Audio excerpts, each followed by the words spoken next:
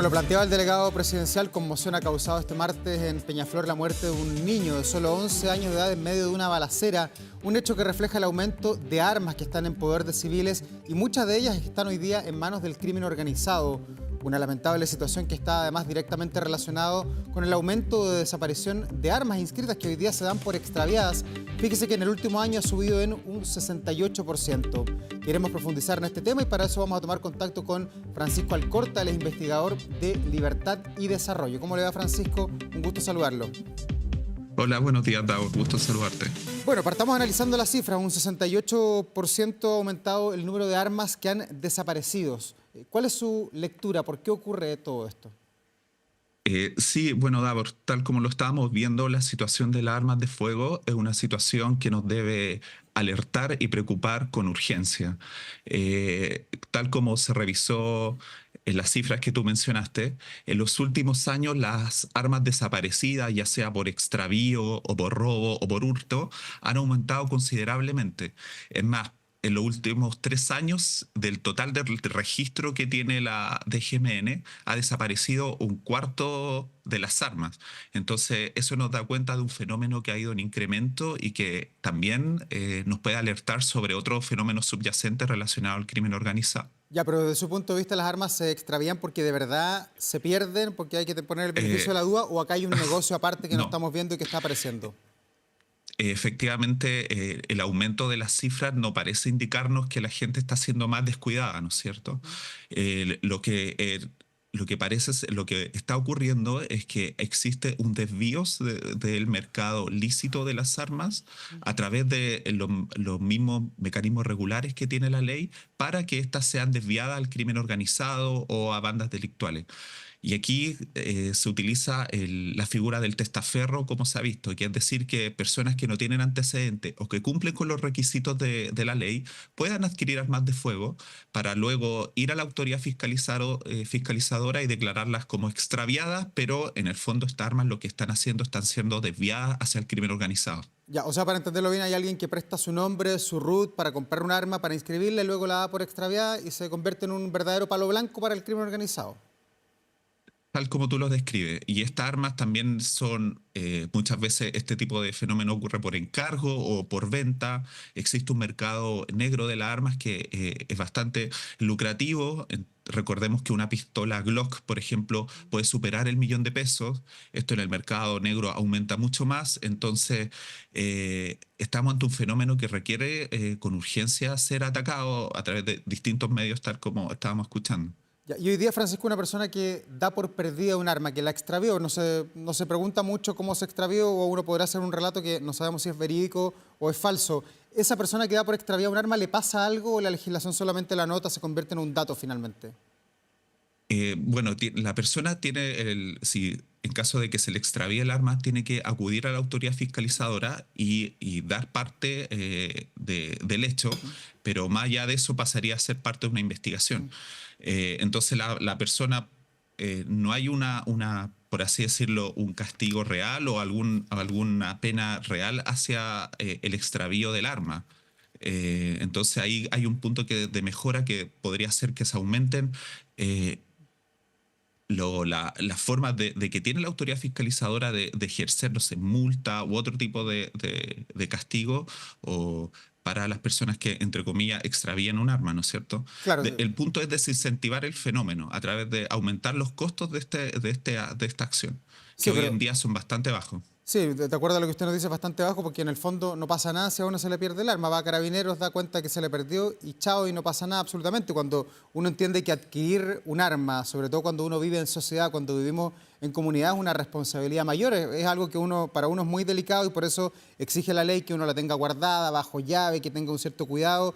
Hoy día, ¿cuánto debería ser la sanción para quien extravía un arma? ¿Se puede cuantificar de alguna manera? ¿Hay una experiencia comparada con otros países, por ejemplo, que quizás se hayan tomado El, más en serio o miren con más dureza este tema?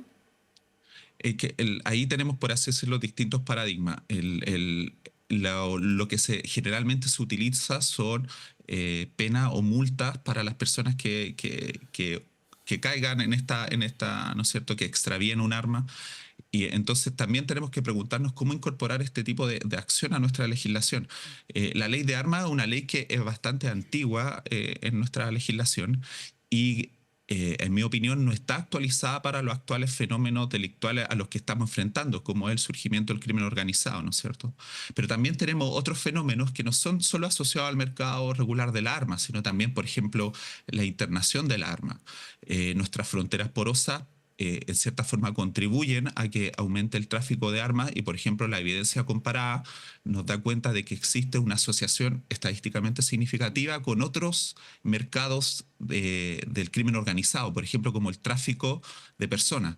Entonces, es un fenómeno complejo que responde a distintas variables y no solo a un tema de fiscalización, por así decirlo, sino que es desviar un poco la discusión y tenemos que enfocarnos en el fondo. ¿Quién está utilizando estas armas? ¿Para quién?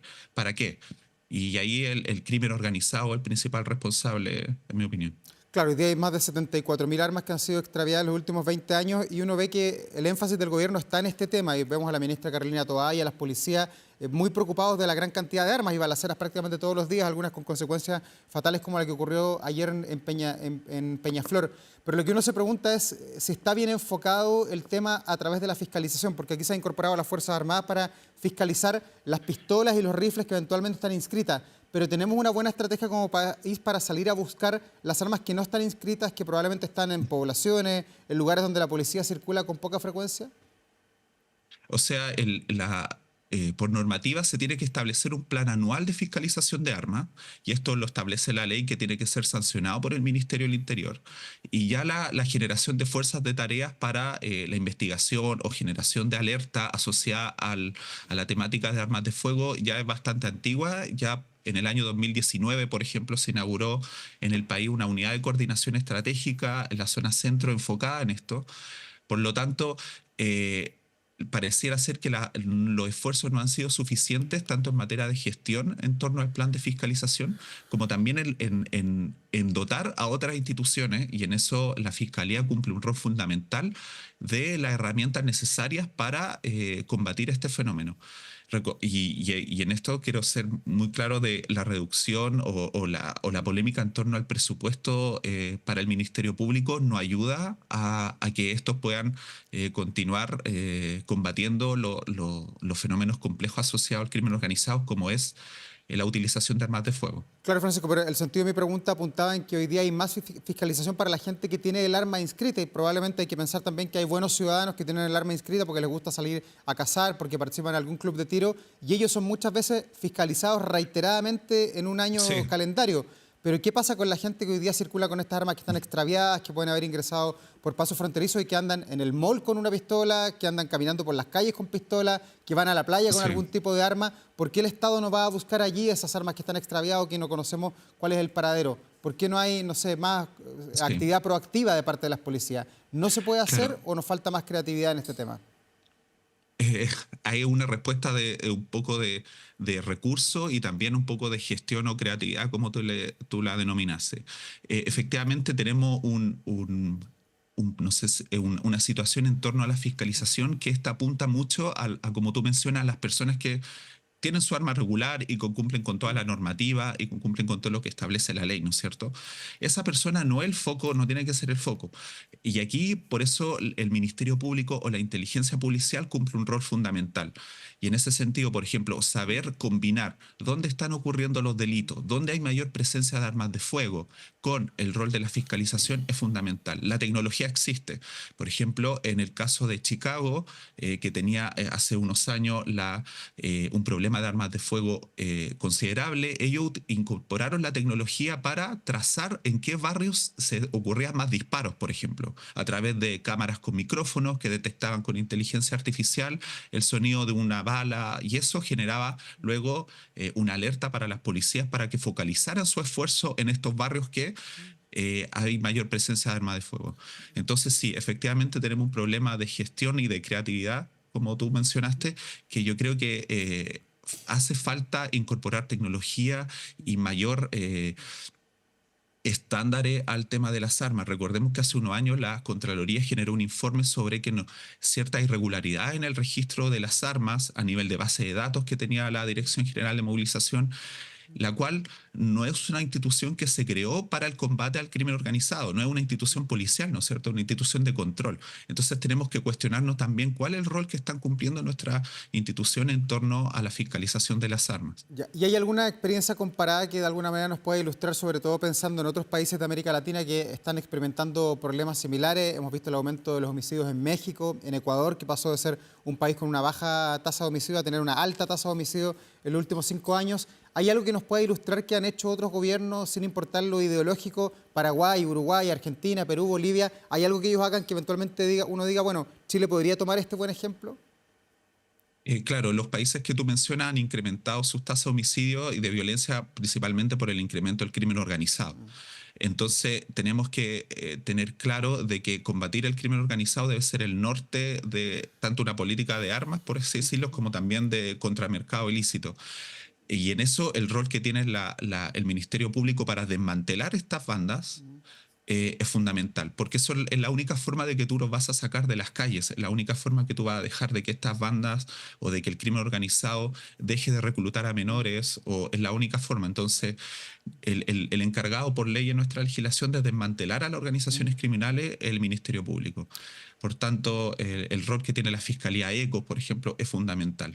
Fortalecer el rol investigador y también un poco fortalecer el rol de control son dos caras de la misma moneda que tienen que apuntar hacia un mismo objetivo. Son estrategias que tienen ciertas diferencias, pero que tienen que tener un foco en común, que es combatir la violencia que está asociada principalmente al crimen organizado. Francisco, y viendo que este es un problema grande, grandote en nuestro país, así lo muestran todas las encuestas, los índices, además estamos en una crisis de seguridad, lo han reconocido todos los sectores políticos, ¿cuánto derecho tiene hoy día un ciudadano a comprarse un arma, a cumplir con los requisitos que le exige el Estado de Chile para adquirir una pistola o un arma de más alto calibre y tenerla al interior de sus hogares, cuando ve muchas veces que el Estado no se la puede, cuando ve que el Estado no está llegando o muchas veces es vulnerado por la acción de lo que usted dice, el crimen organizado? Una persona quiera adquirir un arma por una sensación de inseguridad, me parece, por la gran sensación de inseguridad que estamos enfrentando, porque es un dato objetivo, no es una, por así decirlo, una percepción como muchas veces se dijo, me parece que es un derecho que las personas tienen a adquirir un arma. Está garantizado en la ley y que si ellos cumplen con toda la normativa, no hay ningún problema en ese aspecto. Claro, implica un riesgo en el hogar y un riesgo, pero si una persona siente miedo, como muchos chilenos lo están sintiendo hoy en día, me parece una reacción natural frente a la ausencia de políticas y efectivas para el control de la delincuencia y de la violencia en nuestras calles. Ya, ¿y ahí qué debería hacer un Estado? Porque tampoco es bueno fomentar que las personas ante la sensación de inseguridad, ante la empiria que ve que muchas veces el Estado no puede responder, terminemos todos armados. O sea, así no se podría vivir No, en sociedad claro. y por algo cuando uno está viviendo en sociedad y hay un bien común se depositan ciertas tareas en el Estado y en este caso la seguridad está en el Estado de un país. La única solución es aumentar la efectividad de nuestras labores de seguridad, ¿no es cierto? Y en eso el gobierno tiene una responsabilidad de aumentar sus políticas y aumentar el rol que están teniendo las policías en nuestras calles, con el fin de disminuir esta sensación de inseguridad. Existen la promoción, por ejemplo, hace unos años hubo una campaña de entrega tu arma, ¿no es cierto? Donde las personas podían acudir a ciertos lugares y entregar un arma que sentían que no estaban en una situación regular. Ese tipo de campaña ayuda y siguen vigentes, pero también aquí, como tú mencionabas, Taor, el rol principal de la seguridad y de otorgar tranquilidad a los chilenos la tiene el Estado. Por lo tanto, es el Estado quien se debe hacer cargo de mejorar la seguridad en los barrios y de disminuir la violencia en nuestras calles. Ya. Y frente al crimen organizado, ¿cuánta fuerza tiene hoy el Estado de Chile con este montón de leyes que se han aprobado en este gobierno? Se destaca permanentemente que son más de 60 leyes o casi 60 leyes que se han aprobado en el gobierno del presidente Boric y que tienen que ver con temas de seguridad. ¿El crimen organizado logra percibir que el Estado de Chile hoy es más robusto que hace 4 años para enfrentar estos temas? La evidencia lamentablemente nos dice que no. Y en eso, por ejemplo, indicadores internacionales han demostrado de que la presencia del crimen organizado y la capacidad de resiliencia, que es el indicador que se utiliza a nivel comparado para evaluar las capacidades que tienen los estados para hacer frente al crimen organizado, ha disminuido en los últimos 3 años. Entonces, pareciera ser que el crimen organizado no está percibiendo esta aprobación de leyes o esta cantidad de nueva norma que endurece penas y busca sancionarlo, sino más bien la pregunta es que hacernos de qué nos sirve que se endurezcan las normas si somos incapaces como Estado de hacerlas cumplir. Entonces, aquí estamos ante una situación dramática de una consolidación del crimen organizado en nuestro país. Aún no estamos a los niveles que nuestros vecinos, pero sí tenemos que preocuparnos de atajarlo a tiempo. ¿Y en qué parte se extravía todo esto? Porque usted dice, bueno, el problema ya no son las leyes están aprobadas, son más de 60 leyes, ahí están, pero muchas veces la puesta en escena de las leyes, la puesta en práctica, el llevarlos a la calle, a ras de piso, es donde está el problema, por la falta de reglamentos, por la falta de certeza que muchas veces tiene la policía. ¿Dónde se falla ahí y cómo podemos mejorar? Es un tema de, como tú mencionas, de gestión. El Estado tiene que Ya. funcionar de la manera más eficaz y eficiente para combatir esto. Por ejemplo, el reglamento de las pistolas Taser que se ha demorado casi 3 años, es un ejemplo de la falta de urgencia que hemos tenido como Estado y la falta de urgencia que ha tenido en particular el gobierno para hacer frente a estos temas. Lo mismo con los resultados que ha tenido el Plan Calle Sin Violencia. Por lo tanto, ahí estamos fallando en no llegar a tiempo. Y eso es un error fatal frente al crimen organizado. Francisco Alcorta, investigador de Libertad y Desarrollo, muchas gracias por esta entrevista, que tenga una buena jornada. Gracias a ti, Davor, que estés muy bien. Gracias, buen día.